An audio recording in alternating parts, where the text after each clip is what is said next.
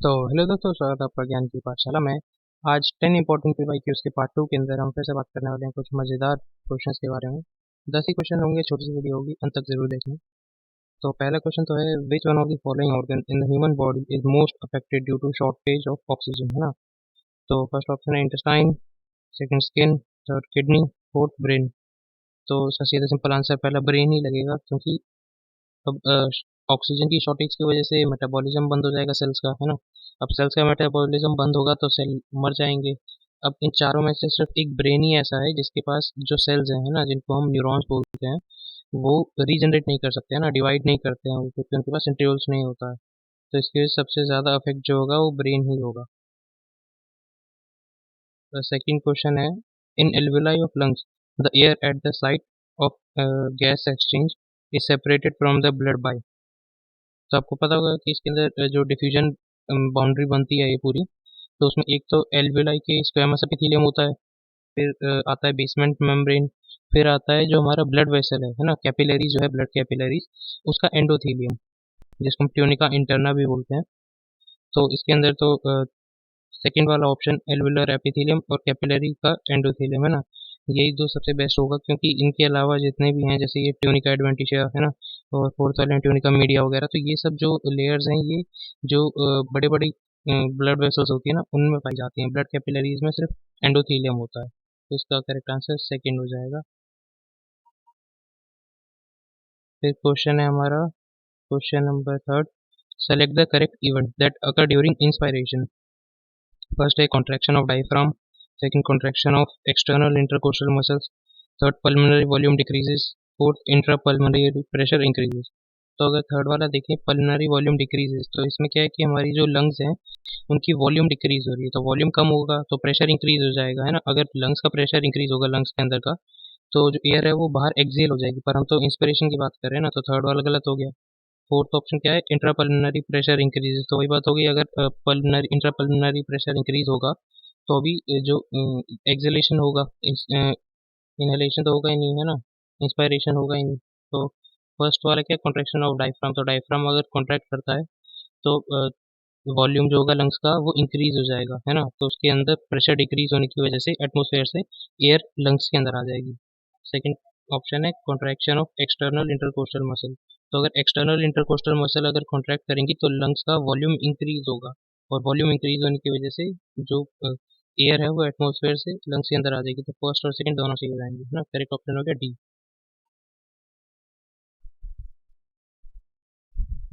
Fourth question है, the total lung capacity is the total volume of air accommodated in the lungs at the end of forced inspiration. This includes, है ना, तो force inspiration तक का बताना है हमें टोटल लंग कैपेसिटी। तो टोटल लंग कैपेसिटी क्या होता है कि जिसके अंदर हमारा सब कुछ आ जाए, मतलब हमारा residual volume, expiratory reserve volume, tidal volume, inspiratory reserve volume, सब कुछ आ जाए, है ना।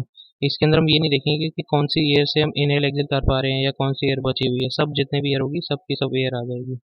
तो इसका हो जाएगा डी ऑप्शन, जिसके अंदर चारों तरीके की वॉल्यूम्स आ गई। और ये आप मेरे को कमेंट करके बताना कि इसका एमएल में कितना होता है, टोटल लंग कैपेसिटी या टोटल लंग वॉल्यूम। तो फिफ्थ क्वेश्चन है, tidal volume and expiratory reserve volume of an athlete is 500 ml and 1000 ml respectively.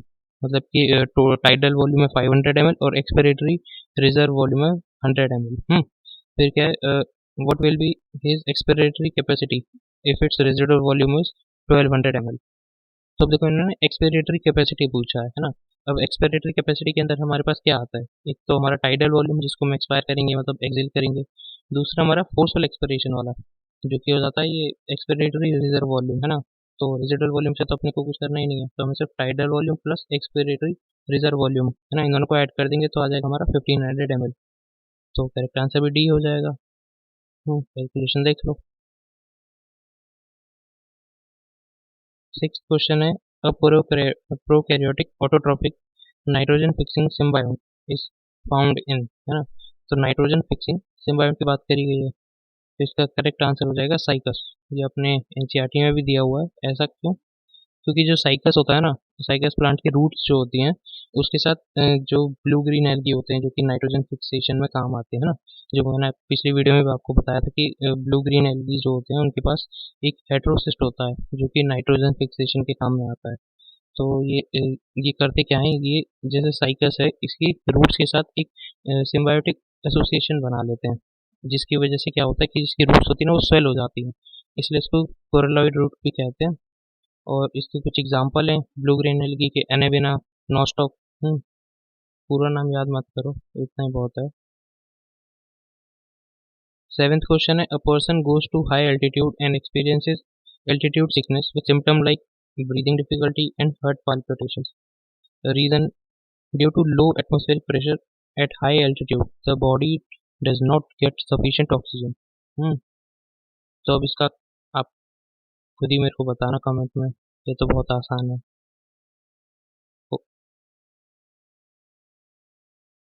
Eighth question है, which of the following is an occupational respiratory disorder. ये थोड़ा सा important question भाई। तो अगर पहला ऑप्शन देखें है ना, बोट्यूलिज्म, तो ये जो है ये ऑक्यूपेशनल रेस्पिरेटरी डिसऑर्डर नहीं है, ये बैक्टीरिया की वजह से होता है।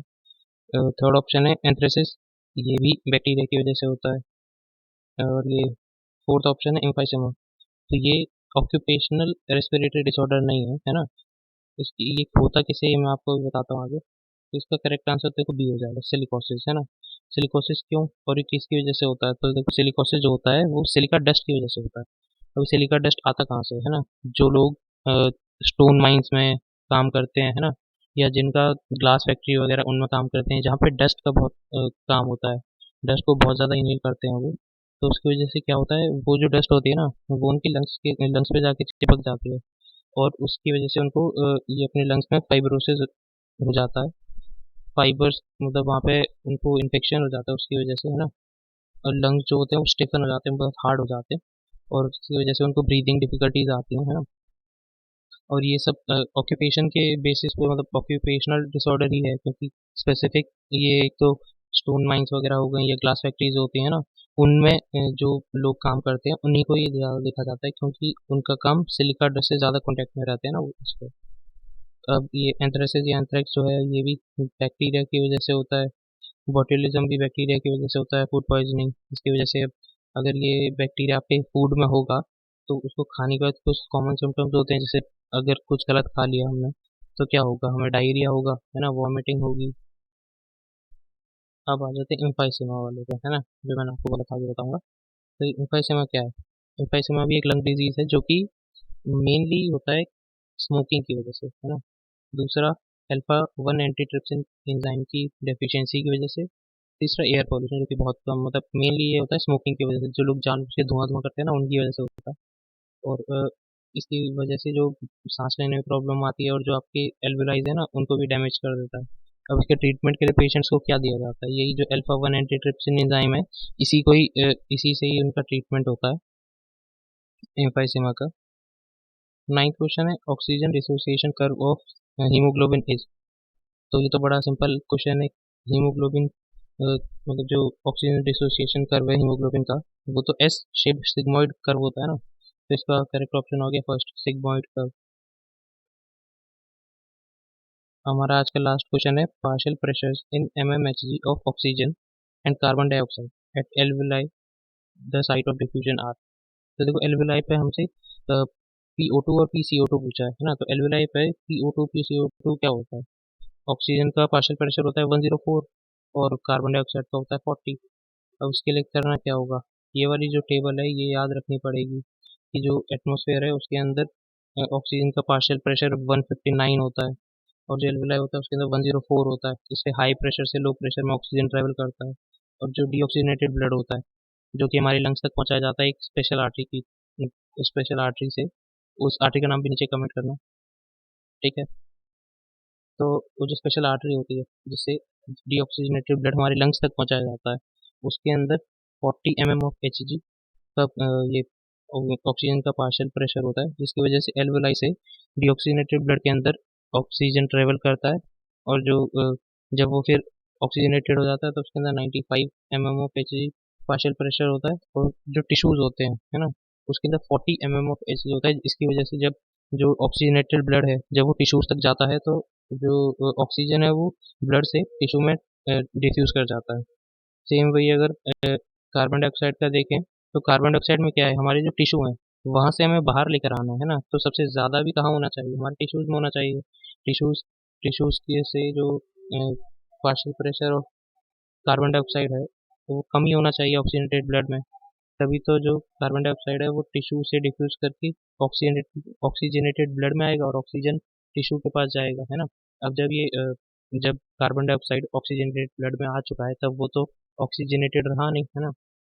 उसका भी जो PCO2 है वो इंक्रीज हो गया, partial pressure of carbon dioxide increase हो गया, है ना। अब ये जो partial pressure of carbon dioxide है 45, जो कि डीऑक्सीजनेटेड ब्लड के अंदर है। अब ये हमेशा ज़्यादा ही रहना चाहिए एल्वेलाई से, तभी तो ब्लड से जो कार्बन डाइऑक्साइड है वो एल्वेलाई में डिफ्यूज करेगा, और एल्वेलाई से और कम है किसमें, एटमॉस्फेयर में। इसलिए एल्वेलाई से एटमॉस्फेयर में कार्बन डाइऑक्साइड बहुत जल्दी डिफ्यूज कर जाता है। तो आज की वीडियो के लिए तो बस इतना ही भाई, और ऐसी वीडियो आती रहेंगी। धन्यवाद।